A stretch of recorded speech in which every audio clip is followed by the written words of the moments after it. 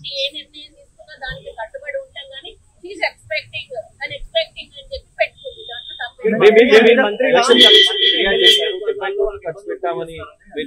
నేను వైశ్యులు అందరు కూడా గత 10 ఏళ్ల బట్టి అక్కడ వైశ్యులు ఇబ్బంది పడుతుండ్రు. అక్కడ వైశ్య సత్రం అనేది ఉంటుంది. దానికి నెలకు మరి 10 లక్షల రూపాయలు వస్తాయి.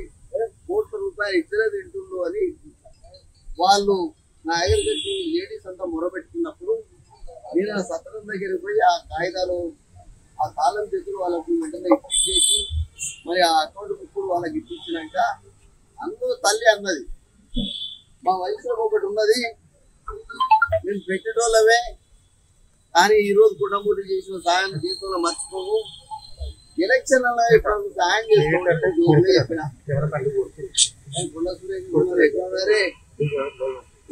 అది ఉంది 3 ఉంది. కొండమూరికి ఒకటే ఇల్లు ఉంది. వంచన ఒక్కటే నంబర్ 1 ఇల్లు నాది. అర్థమైంది కదా. మన తెలంగాణ ఇన్ఛార్జ్ పెద్దలు గారిని కలవడం జరిగింది. మరి మేము చర్చించుకున్నామంతా రేపు మీటింగ్ గురించి. మీటింగ్ ఎంతమంది వరంగల్ నుంచి జనం వస్తారు, ఈ కాన్ఫరెన్స్ నుంచి ఎంతమంది జనం వస్తారు అని వారు మొదటిసారి కలిసింది. ఎందుకంటే మీ అందరికీ తెలుసు నాకు గాంధీ భవన్కి వస్తే ఇన్ఛార్జ్ ఇస్తారు, పోయిన ఇన్ఛార్జ్ ఇస్తారు కూడా కలవలే. కానీ ఈరోజు మీనాక్షి అమ్మ వచ్చిన తర్వాత మొదటిసారి కలిసిన కాబట్టి నాకు బాగా సంతోషం అనిపిస్తుంది. వారు కూడా మేము చెప్పినంత వినడం జరిగింది. ఒకటే మాట చెప్తున్నా, కాంగ్రెస్ పార్టీని బతికించడం కుటుంబ ఉద్దేశం. కాంగ్రెస్ పార్టీని బతికించి రాహుల్ గాంధీని ప్రధానమంత్రి చేయడం కుటుంబ ఉద్దేశం.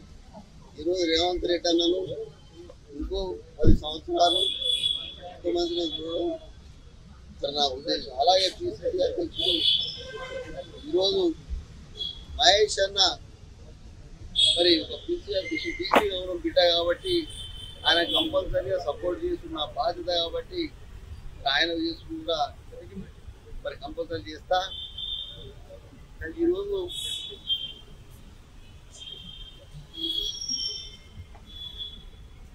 అలాగే మీరందరూ ఒకటే ఆలోచించండి,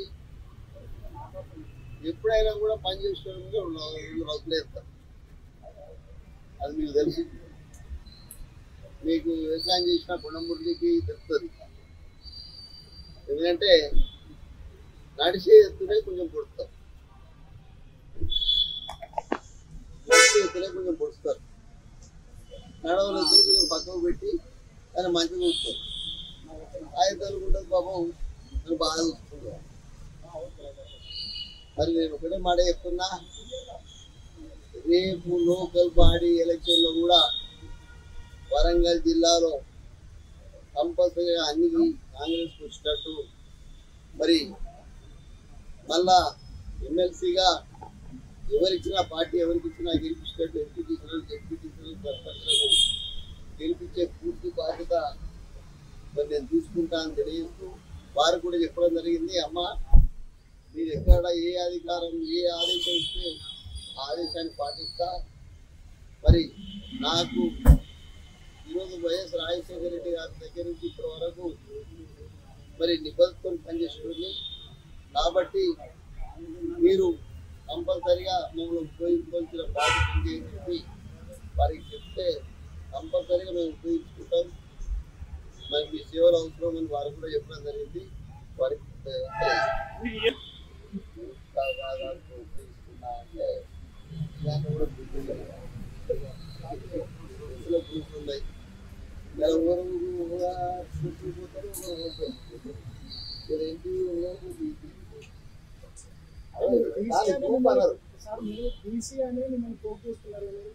నేను ఈరోజు ఇప్పుడు కూడా చెప్తున్నా, ఎవరు భయపడలేదు. నేను టీసీ కార్డు పెట్టుకొని బతుకున్నా. ఇలా టీసీలకు న్యాయం చేస్తున్నా. రోజు 500 మందికి భోజనాలు పెట్టి మరీ వాళ్ళ సమస్యలు తీరుస్తున్నా. నేను ఎవరు గ్రూప్ ఉండే పొద్దున్న లేస్తే సాయంత్రం వరకు నాకు ఉండేది జనంతోనే ఉంటుంది తప్ప నేను ఇంతవరకు ఏ కాన్ఫరెన్స్ కూడా తెలియదు. ఒక కొండ సూర్య కాన్స్టిట్యూన్సీ కూడా నేను వాడని తిరిగా. నేను కరెక్ట్గా క్యాంపస్లో ఇంట్లో కూర్చుంటా, నేను ఆర్గనైజేషన్ చేస్తా, ప్రతి ఒక్కరి పేరు కూడా గుర్తుపెట్టుకుంటాను. ఏ ఏరియా నుంచి వచ్చిన వాళ్ళని గుర్తుపెట్టుకుని అడుగుతాం, మీరు పలానా ఏరియా నుంచి వచ్చినారు. కాబట్టి అణగారిన వర్గాలు మరి ఎవరి దగ్గరకు వస్తాయి? బలవంతుల దగ్గరికి వస్తాయి.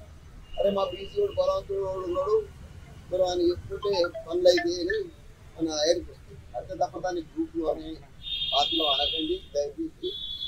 వాళ్ళ సమస్యలు తీర్చేందుకు నేను ముందు ఉంటున్నా కాబట్టి నేను దేనికి కూడా భయపడేది లేదు. ఇదివరకు కూడా చెప్పినా ఇలా అనాథ వర్గ వాళ్ళకు ఇబ్బందిగా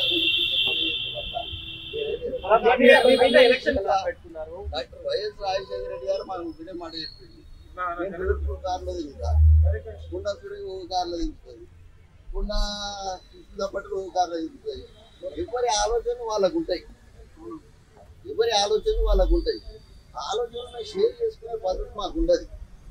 వారి ఆలోచన ఉంది, వారి మంత్రి పదవి ఉంది. ఈ ఫారెస్ట్ గురించి మాట్లాడినప్పుడు మా దగ్గర పోయి మీరు ఈ ఫారెస్ట్లో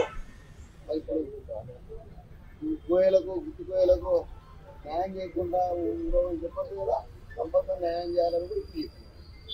అదే పద్ధతిలో ఎవరి ఆలోచన వాళ్ళకు ఉంటుందన్నా.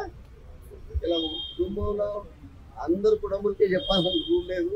మా అన్న ఉన్నాడు, మరి మా అన్న చెప్పినట్టు మా అన్న కూడా మా కుటుంబంలో సత్యం సార్ అని మా కుటుంబంలో ఒక భాగం.